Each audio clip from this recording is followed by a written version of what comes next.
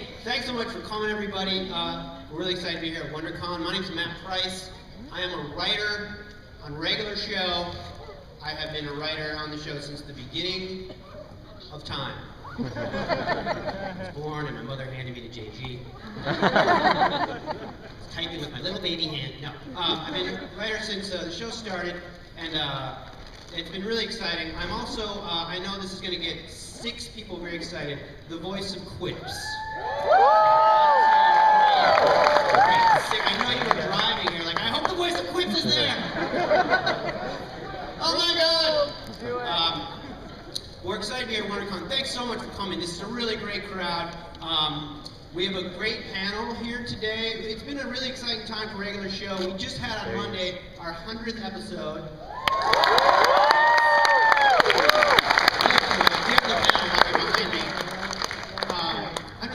We also won an Emmy this year. Yeah. That's really exciting. And also on a personal note, they finally moved my office away from the women's bathroom. I'm no longer the guy who sits by the women's bathroom, which is a big deal. You work in an office, you know it's a big deal. All right, let's meet the panel. This is a very collaborative show. This is a really great panel, so I'd like to introduce the panel. Right here, directly to my left, storyboard artist Calvin Wong.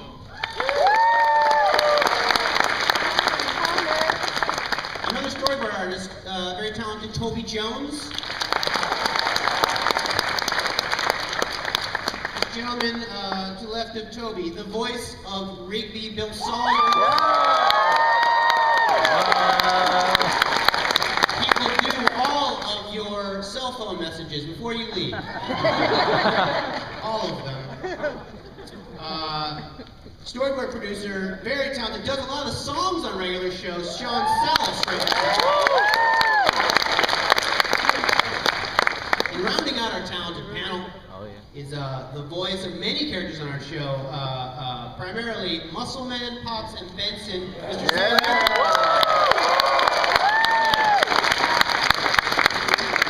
He would do an answering machine at home. He only does answering machine. So thank you guys all for coming. We're gonna show talk to the panel a little bit, show a few clips, and then open the floor up for questions about halfway through. Also, I should say, in honor of our 100th episode, throughout the panel, they'll be handing out cake. We have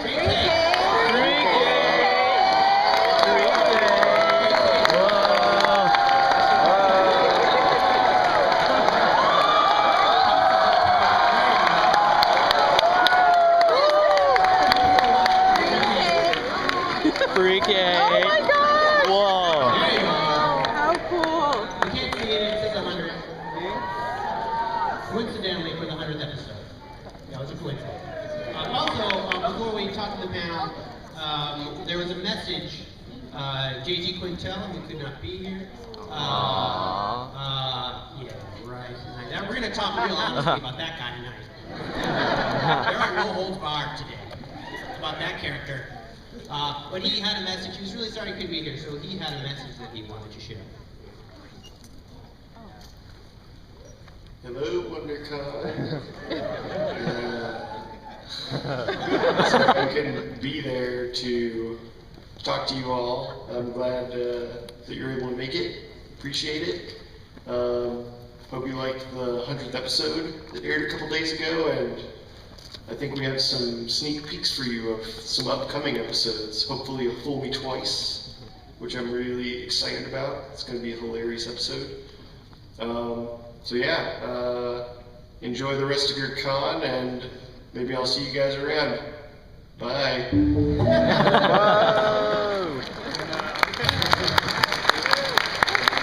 if you couldn't tell, JG couldn't be here because he's in a bunker somewhere. Filming awkward videos to share with fans. Okay, I thought we'd get started, guys, and this often gets asked at a panel, so I thought we'd get started just going down the line and maybe saying what your favorite episode is and why that is. Let's start with you here, Calvin. I would say my favorite episode is, goes back to the first season, Dawn. I related to that board so much because I totally have a brother that a younger brother that everybody thinks is older than me. Just the odds ask for So sugar. is the pain. I really relate to the pain. All right, Don. I love Don. Yeah. I'm always pushing to get Don in more. Yeah. Toby, okay. Calvin stole my pick, which is Dawn. Because like it was the first episode I saw that I was like, I need to show the show to my friends. I became a huge fan of the show immediately. I also love cool bikes, and this is my jam. That's my jam. Bill, how about you? You mean besides quips, right? Well, that goes without saying. Yeah. Quips is always number one. Yeah. And then there's the rest of it. Okay. I like video game wizards because Oh, yeah. Rigby wears his pathetic so like proudly. That episode is just so sad. Sean, how about you? We're going to go in order. Oh, that's me. Yeah. I guess I like really wrestling. Yeah. I wrote that one by myself, so I guess that's Okay. no, just seeing like pops like kick ass wrestling and stuff, and coming up with all those cool like wrestlers was really fun. Sam, how about yourself? I like a lot of the episodes. I think recently I liked Bald Spot. Yeah. Mostly on getting his haircut. Yeah. My favorite was Excellent. It was excellent. Went through a lot, that one, you know? A lot of different permutations. That went back to like first season, right? That idea? That idea went back several years, yeah. Kept turning it over. And also, I'm going to say this. I'm predicting that next year at Wondercon, I'm going to say that my favorite episode is the upcoming Thanksgiving episode. Because we made a Thanksgiving episode for this. Is that more? That was a pretty complicated answer. But this Thanksgiving, we have a Thanksgiving episode coming out, and it's pretty epic. Would you not agree who had worked on it? Oh yeah. It was crazy. Because Toby, you guys worked on it. We worked very hard. Very hard on it. So look forward to that one, Thanksgiving. Okay, so I was also hoping we could talk a little bit about how shows evolve. Like we just said that Excellent goes back several years, kind of turned over a couple times. Maybe Sean, Toby, Calvin could just talk a little bit about how an episode gets started and how it moves down the pipeline. Anybody can Sure, take it. yeah. Well, we come up with ideas in like a writer's room, playing games of like, usually writing down a bunch of titles on a little paper, throwing it in a hat, and then like pulling them out. We have like 1 to 2 minutes. It's all like timed, like just like scribbling down ideas as fast as you can, and then we like read them all out, and they're usually all pretty bad, like terrible ideas. They're just like flowing out of your head, trying to come up with something funny. But there's usually nuggets of good ideas, right? Like, and then we take those and we'll have writers like Matt. Thank you. Write them up into like full stories, and we'll go over them and over and over them. And that process takes a while too, because like we'll even reject ideas once they've been fully written up into outlines. And we have, how many rejected ideas we have now? We have about 800 rejected ideas. Yeah, that's just Literally. How many of those are High Five Ghost episodes? 795. A lot. I'm always pushing High Five episodes. Yeah. Would you like to see more High Five episodes? Could I take a video to show JG of you saying, can you just say, oh, I'm gonna stop it. Just maybe say, when I count to 3, we want more high five, okay? 1, 2, 3. We want more high Thank you, I'm gonna send that to him. Okay, that's all I needed. Thanks, Pat. Good night, everybody. I'm sorry, we'll go on. So, okay, yeah, so then we'll finally get outline we're really psyched about that's like super funny with a really cool idea, and we'll hand it off to a team like Calvin and Toby to storyboard it and write it.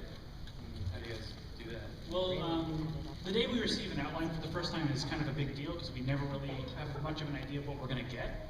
So like Monday morning when we first received the 2 to 3 page outline, it's either like this glorious like gift full of comic possibilities, or it's like a major problem to be solved, depending on the situation. Usually it's really good, but like, so then we kind of take that, and we usually take about 2 weeks to kind of write out the first pass on it. When it's a problem, is that one of the ones that I give you? Oh, we don't know who writes them. Oh, We don't okay, know okay. who doesn't, so I just want to make sure. No, Caveman was one of yours, right? It was, Yeah, yeah. it was an excellent. yeah, that was nice. Yeah. Smooth sailing on Caveman. But what is an example, like when there is a problem, like what would a problem be? A plot problem, an obstacle, maybe there are 2 goals, like is there an example? The goals thing is kind of a good example, because sometimes like we'll get an episode and we'll have to, there were maybe 2 or 3 different goals within the outline, and we sometimes have to simplify it, or like sometimes we kind of add our own stuff and that has to get taken out again. Mhm. Like it doesn't happen that often anymore, but sometimes it happens where we think it's going well and then we kind of pitch it for the first time and like, just like there's no laughs from the beginning. We have like 11 minutes of like pitching it where it's just like, oh no, we've got a couple hours to talk about this afterward, don't we? Make it work. So it's kind of, you learn a lot in those experiences and kind of like how to become a better storyteller.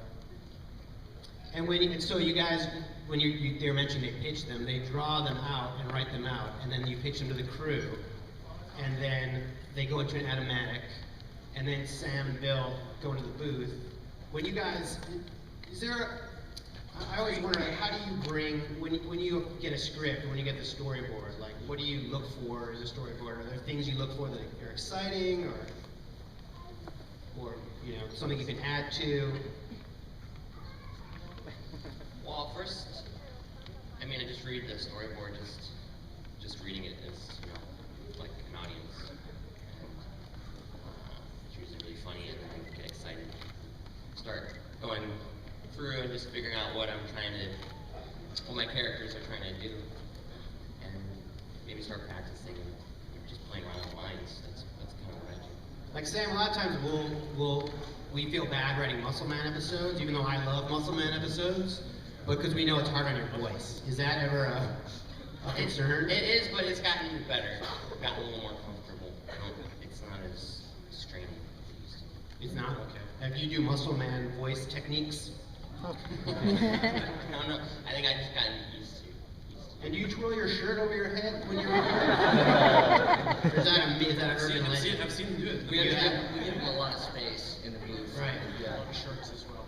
Because Bill, I know you twirl your shirt Yeah. for just no apparent reason. I've always done that. Right. And I approach it pretty much the same way Sam was talking about. One of the things I love about my job is every time I read a storyboard, I think it's literally true to this day, I laugh out loud at least once. At least one time. At least one time with every storyboard, and then I'll do the same thing. I'll go through and start playing with the way I think Ricky would say something, and try to come up with some alternatives. Yeah, but the great thing about the storyboards, you really have an idea based on the art, what the character's doing. So there's literally only one thing funny you find in every episode. Great. Yeah, that's a pretty good average. No. I find many things funny. I just take them somberly. Something I'm always curious about, because I feel like there are a lot of really, everyone who works on the show is really talented, and I'm always curious what influences you guys when you're writing or as voice actors. Maybe we can go down the line and you could say what some of your influences are, either comedy-wise or artistically. Cal? Yeah, I'm a real huge fan of British comedy and like natural sounding dialogue. I mean, I like both versions of The Office. It's probably one of my favorite sitcoms of all time. Mm-hmm. And some like lesser known stuff like Garth Marenghi's Dark Place. That show, and like of course Jason's a huge fan of Mighty Boosh, and we've all been like really indoctrinated by like all the Mighty Boosh stuff.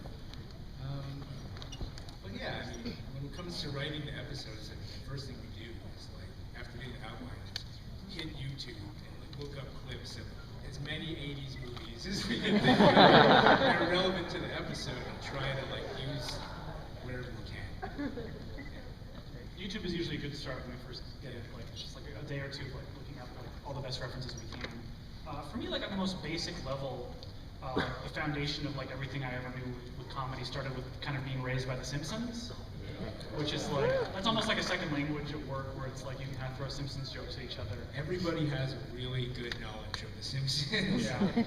You can start pretty much any Simpsons joke and then it'll get finished around the office. But, and I'm also into, I like more like surreal kinds of stuff, like stuff that David Wayne does, like that show Stella, I really like. How about you, Bill? Well, as far as performing Rigby, you know, he's really lazy and he's really messy and he has authority problems and he loves video games.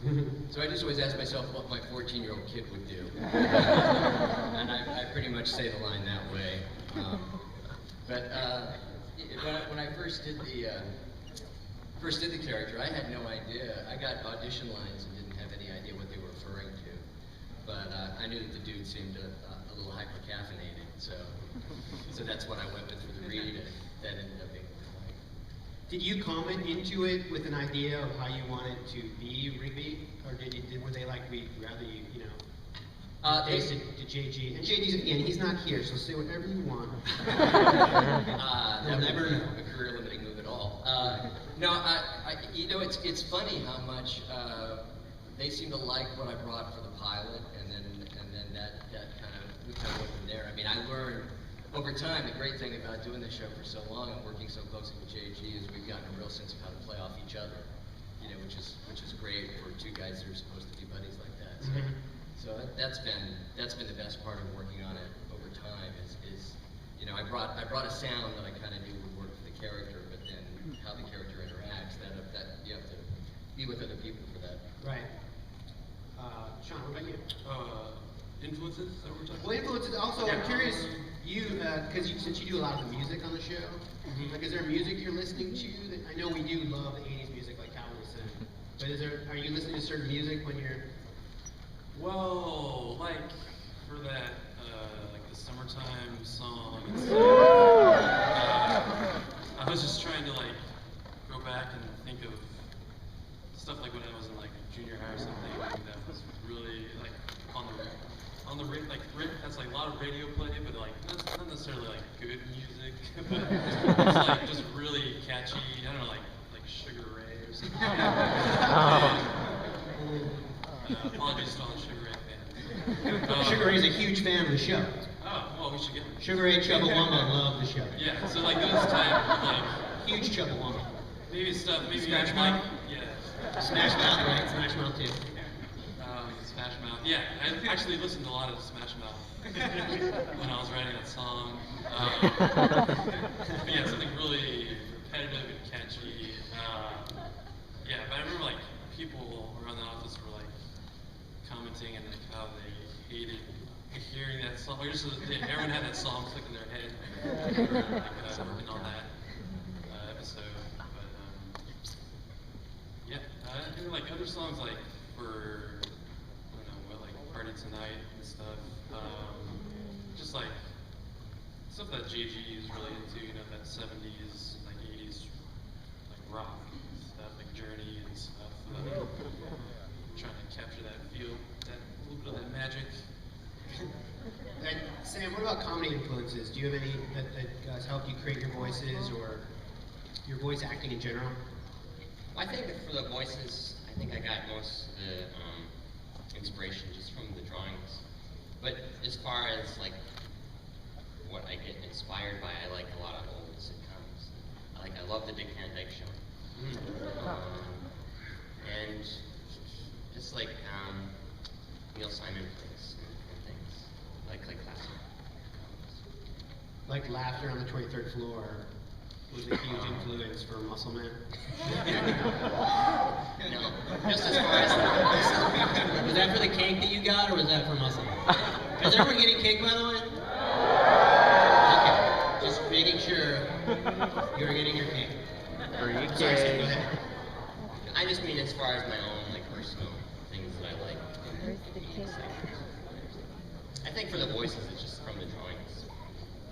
And could you go back with JG to the short, right? Weren't you in his short film?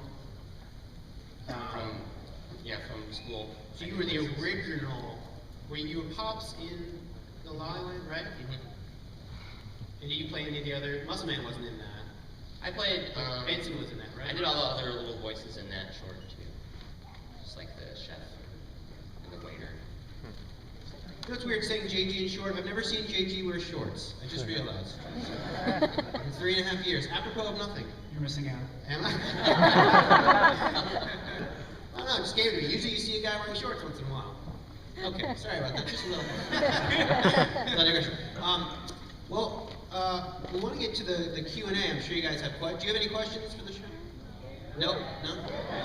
Well, before that, we wanted the episode coming out on Monday is Fool Me Twice. Storyboarded by you guys, you fellas.